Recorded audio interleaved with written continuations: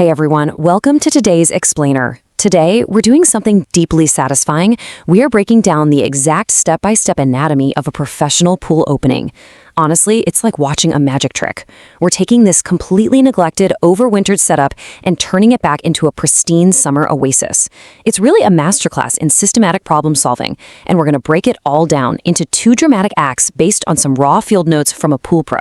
So let's jump right in. Now, every great transformation has to start with an honest assessment, right?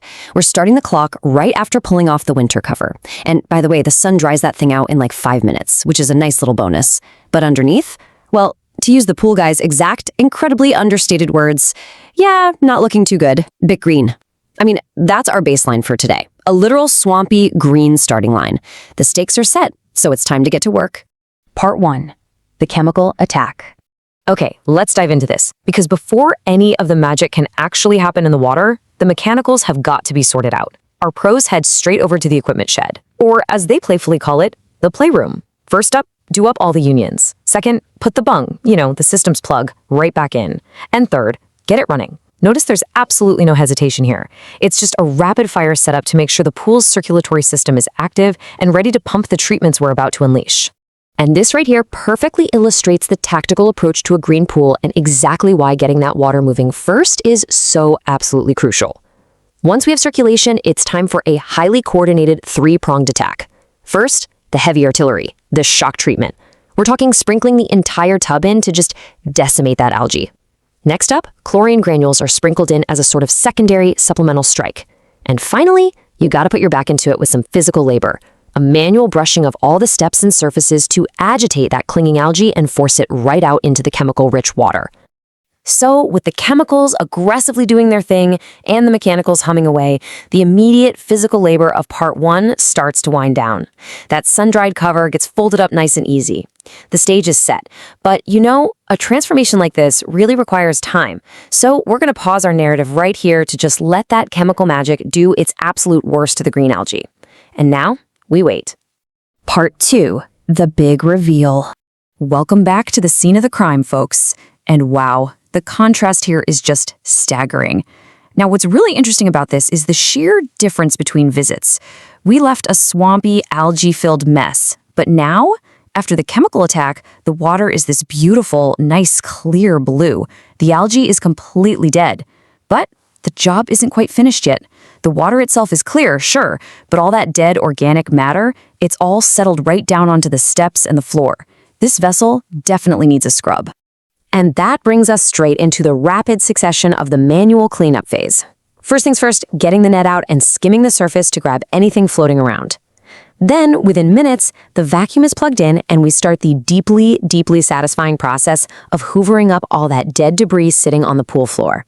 It is a totally methodical sweep to just erase the final physical remnants of that swamp we started with.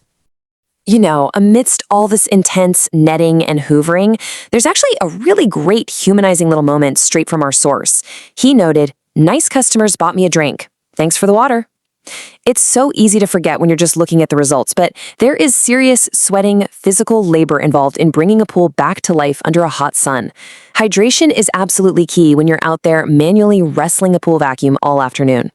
All right, so the manual hoovering is out of the way, but to really get this pool pristine, it's time to bring in the specialized equipment. Enter the Polaris. And honestly, the professional's enthusiastic description hits the nail on the head. This thing's crazy, base of a really good pool cleaner.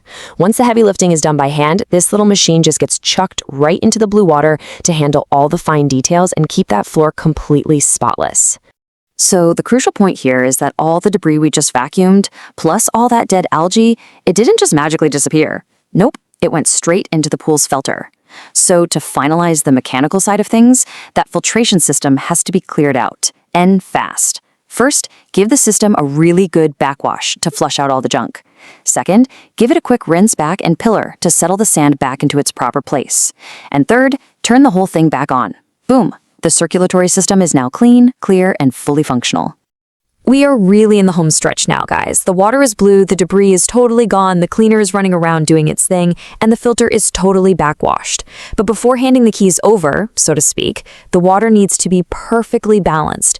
It just takes 2 super quick chemical additions at this point. First, chuck in a bit of chlorine to maintain the sanitization, and second, add a bit of pH plus to get the acidity perfectly balanced. It's just a finishing touch to protect all that crystal clear water moving forward.